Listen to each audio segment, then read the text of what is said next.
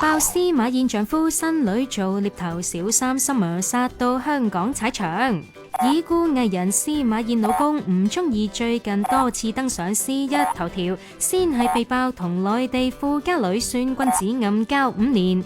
尋日又被影到於亡妻忌辰前，同一位長髮新歡喺銅鑼灣嘅酒店，好似連體嬰咁舌戰連場，好好先生形象面臨破產。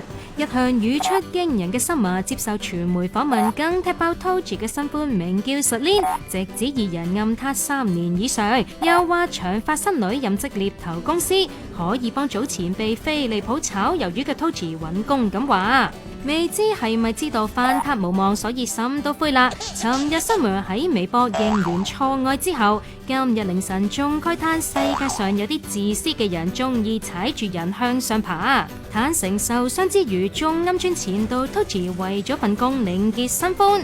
而連日嚟喺微博發功嘅 Summer 亦向 Facebook 透露現時身處香港，唔知會唔會揾 Toji 聚下舊呢？屬雞嘅朋友今年有吉星臨門，運程唔錯啊！